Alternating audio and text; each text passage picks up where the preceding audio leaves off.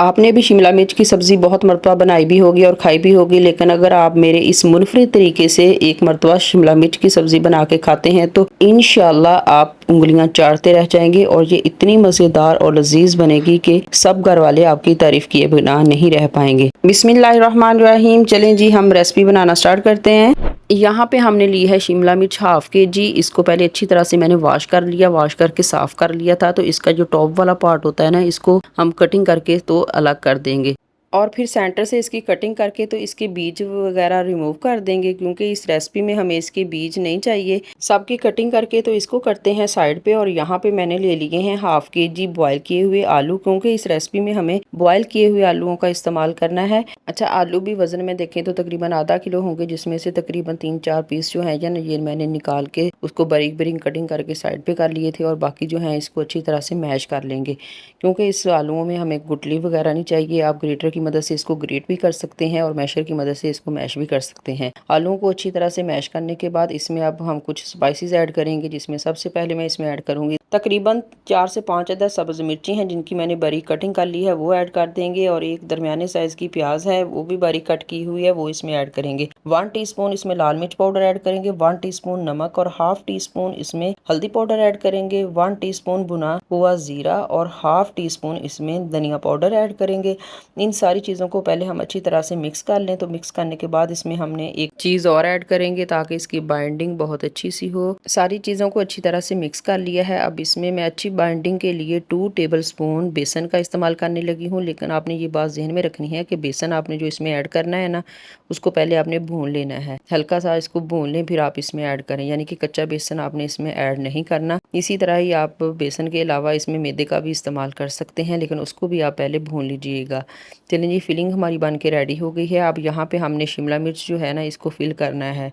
अच्छा, इसको फिलिंग करते हुए ना तो आपने अपने हाथों से अच्छी तरह से इसको प्रेस कर देना है, ताकि अंदर तक इसका मसाला जो है ना वो चला जाए।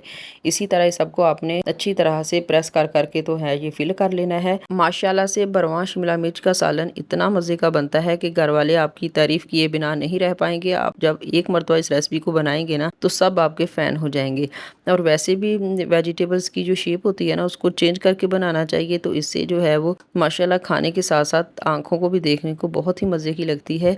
चलें जी, हमने सब की फिलिंग कर ली है। अब हमने इसको फ्राई करना है, लेकिन ये याद रहे कि हमने इसको डीप फ्राई नहीं करना। तो हमने जस्ट इसको जो है वो शैलो फ्राई करना है। फ्लेम हम मीडियम रखेंगे। मीडियम फ्लेम पे ऑयल जो है ये हमने गर्म कर लेना है। तो इसमें आपने तकरीबन 2 मिनट लगेंगे। एक साइड से आपने इसको फ्राई करना है, फिर इसी तरह इसकी साइड को चेंज करके दूसरी साइड से भी फ्राई कर लेंगे। जब ये दोनों तरफ से अच्छी तरह से फ्राई हो जाए तो तब हम इसको बाहर निकाल लेंगे। ये भी मैं आपको दिखा देती हूँ। दोनों साइड से अच्छी तरह से ये फ्राई हो चुकी हैं। अब हम इसको बाहर निकाल लेते हैं। तकरीबन 4 मिनट लगे और ये दोनों साइडों से फ्राई हो गई हैं।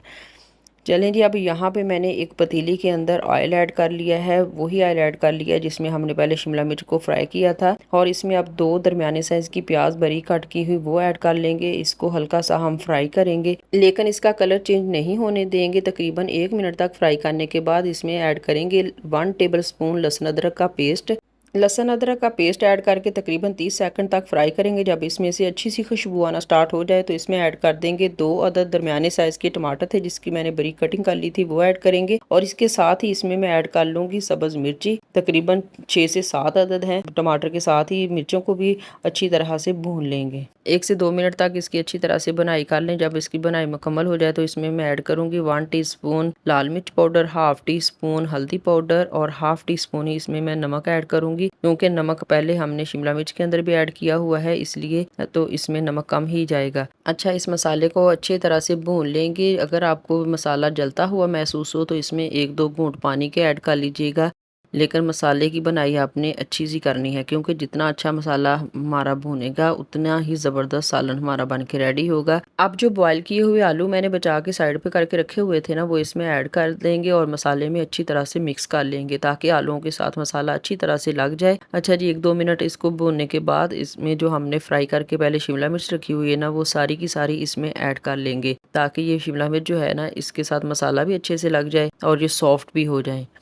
बस मसाले को थोड़ा बहुत जो है आपने इस तरह हिला देना है, ताकि सारा मसाला जो है ये जो साइडों पे शिमला मिर्च है ना उसके साथ भी अच्छी तरह से लग जाए। और फिर हम इसको कवर करके ना तकरीबन 10 मिनट के लिए बिल्कुल दम वाली आंच पे रख देंगे, ताकि ये जो शिमला मिर्च में थोड़ी बहुत कसर बाकी रह गई है वो अच्छी तरह से फिर सॉफ्ट हो जाएगी और मसाला वगैरह अच्छी तरह से लग जाएगा। चलें जी, अब इसे गार्निश कर देंगे सब्ज़ धनिए से, और इसमें मैं ऐड करूंगी 1 टीस्पून गरम मसाला जो कि पिसा हुआ है मेरे पास, वो इसमें ऐड कर देंगे। अल्हम्दुलिल्लाह हमारी मज़ेदार और टेस्टी रेसिपी बन के रेडी हो चुकी है। एक बार ज़रूर ट्राई कीजिए और फीडबैक में लाजमी बताइए कि आपकी रेसिपी कैसी बनी। जहाँ भी रहिए हैप्पी रहिए और हेल्दी रहिए। अपना और अपने फैमिली मेम्बर्स का ढेर सारा ख्याल रखिए, दुआ में ज़रूर याद रखिए। मिलते हैं एक और नई मज़ेदार सी रेसिपी के साथ। अल्लाह हाफिज़।